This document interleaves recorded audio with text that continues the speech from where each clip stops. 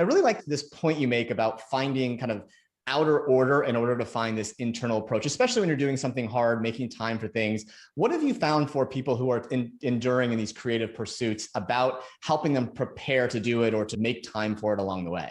Are you talking about like the challenge of like actually getting work done? Yeah. Okay. Okay, so I'm going to give a little bit of a longer answer here because I think I need to get into this, which is so juicy. Okay, when we're trying to get ourselves to do something, we have an inner expectation. So I'm trying to write a book called Power, Money, Fame, Sex in my free time. I don't have an agent. I don't have an editor. I don't have a contract. I just want to do that myself. It's an inner expectation. Then there are outer expectations, a work deadline, a request from a friend, something coming to us from the outside.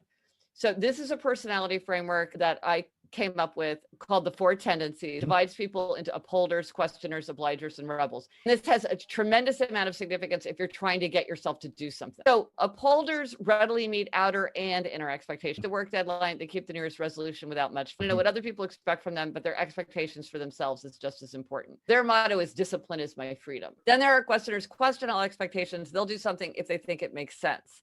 So they have an inner standard. If something makes sense to them, they'll do it, no problem. If it fails their inner standard, they'll push back. That's my wife's one for sure.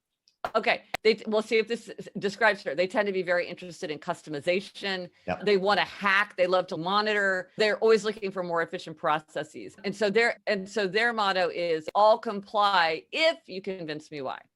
Then there are obligers. Now, obligers readily meet outer expectations, but they struggle to meet inner expectations. And I got my insight into this with a friend. A great example of this from the writing world is I had a friend who had no trouble meeting deadlines when she was working for a magazine, and she had an editor and deadlines and colleagues and a to-do list.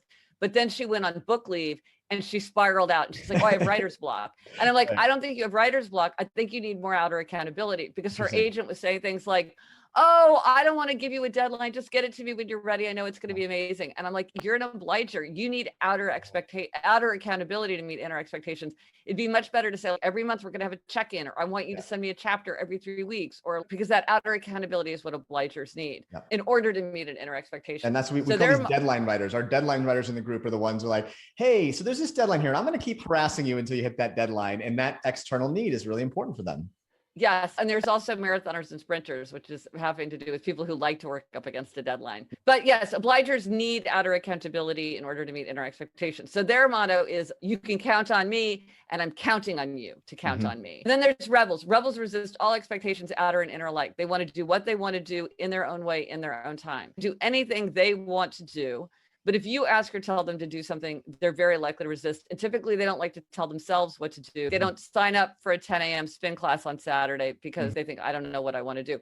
But they're very tied to their identity. So if they're like, I'm an artist, I'm a writer, they will do the things that are tied to that identity, but sometimes they have to remind themselves of that identity.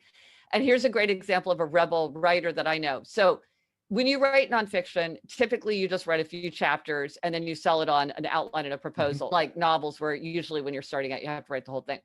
So that's what people usually do. And so I was talking to a friend of mine, hardcore rebel, and he had written the whole book before he tried to sell it. And I was like, that's interesting that you went a different route. Why did you decide to do that?